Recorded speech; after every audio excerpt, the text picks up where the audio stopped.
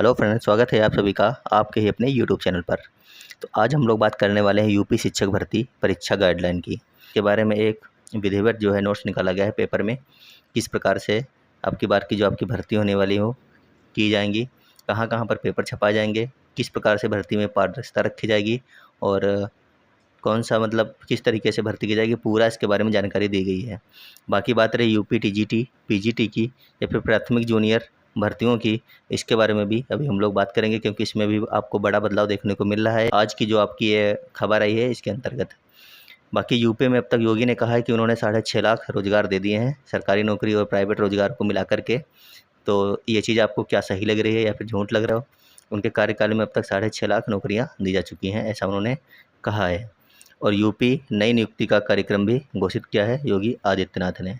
अब हम बात करते हैं अपनी शिक्षक भर्ती की। आपको पता है कि अभी 2-4 दिन से एक नई खबर आ रही है कि यूपी शिक्षक भर्ती यानी कि जो प्राथमिक विद्यालय हैं उनमें बीएड को रखा जाएगा, जिसके अंतर्गत उन्होंने 4 भागों में बीएड को बांटा है। 1 साल, 2 साल, 3 साल, 4 साल, इस प्रकार से बांट दिया है। अगर आपको प्राइमरी में करना है तो 1 साल के लिए, जूनियर में जाना है तो 2 साल के लिए है, टीजीटी पीजीटी करना है तो भी 2 साल के लिए है।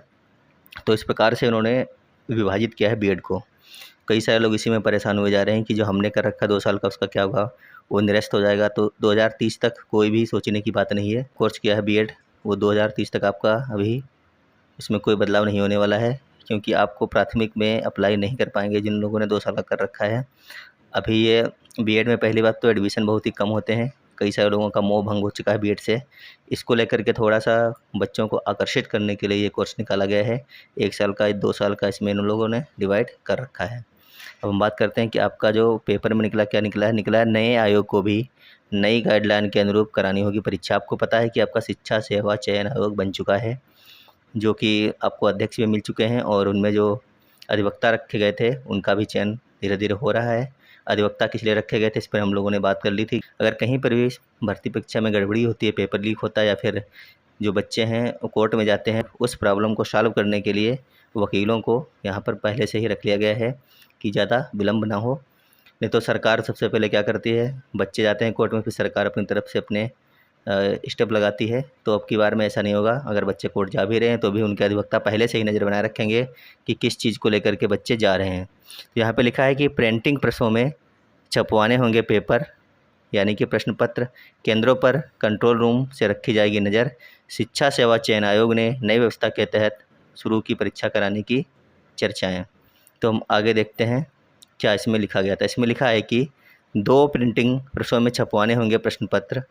तो आपको ये चीज़ मालूम हो रही होगी धीरे धीरे कि यूपी में या फिर पूरे देश की अगर हम बात करें तो पेपर लीक की समस्याएं दिन पर दिन बढ़ती चली जा रही है। इसके ऊपर अंकुश करना काफ़ी मुश्किल होता चला जा रहा है। यूपी की हाल फिलहाल की बात करें तो उत्तर प्रदेश जो पुलिस का पेपर हुआ था, 49 लाख लोगों ने लगभग इसमें भाग लिया था, वो पेपर भी काफ़ी ज़्यादा लीक हुआ था। तो यहाँ पर अब कह रहे हैं कि 2-2 प्रिंटिंग प्रेस में आपको पेपर छपवाने होंगे, और कौन सा पेपर कहाँ पर आएगा इसके बारे में जानकारी नहीं दी जाएगी। तो लिखा है कि भर्ती परीक्षाओं में पारदर्शिता के लिए शासन की ओर से जारी नई गाइडलाइन के अनुरूप उत्तर प्रदेश शिक्षा सेवा चयन आयोग को भी भर्ती परीक्षाएं करानी होंगी। इसके लिए आयोग ने तैयारियां शुरू कर दी है। इसी वजह से आयोग की लंबित भर्तियों की परीक्षा तिथि घोषित होने में देर हो रही है। तो बहुत ही अच्छी जानकारी है ये कि जो लंबित भर्तियां हैं टीजीटी पीजीटी या फिर यूपी प्राइमरी की, इनमें देर इसलिए हो रही है क्योंकि ये नए जो नियम बने हैं अभी यूपी में नकल विरोधी, उनके अंतर्गत परीक्षाएं कराई जाएंगी, इसीलिए थोड़ा सा और इनको वक्त लग रहा है। आगे लिखा है केंद्र निर्धारण से लेकर पेपर छपवाने जाने तक नए आयोग को शासन की उसी गाइडलाइन के अनुरूप आगे बढ़ना होगा जिसके तहत उत्तर प्रदेश लोक सेवा आयोग एवं अन्य भर्ती संस्थानों की परीक्षाएं आयोजित की जाएंगी। तो आपको पता है कि नई नई स्कीमें बन रही हैं नकल रोकने के लिए, उसी के अंतर्गत ये आयोग भी अपनी भर्तियां करवाएगा। आगे लिखा शिक्षा सेवा चयन आयोग की 2 बड़ी भर्तियां 2 साल से लंबित हैं।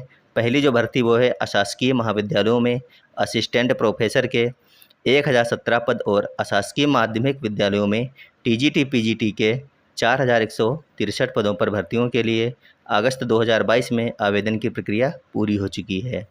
उसके बाद में लिखा है कि अभ्यर्थियों को इन दोनों भर्ती परीक्षाओं की तिथियां घोषित होने का इंतजार है। शासन की गाइडलाइन में केंद्र निर्धारण को लेकर स्पष्ट दिशा निर्देश दिए गए हैं कि 5 लाख से अधिक अभ्यर्थी होने पर कई पालियों में परीक्षा कराई जाएंगी। तो ये चीज़ बहुत ही ज़्यादा इम्पॉर्टेंट है। अगर किसी भर्ती में 5 लाख से ज़्यादा फार्म पड़ते हैं तो वो पेपर एक बार में नहीं कराया जाएगा, एक शिफ्ट में नहीं कराया जाएगा, उसको कई शिफ्टों में कराए जाने की प्रक्रिया ली जाएगी।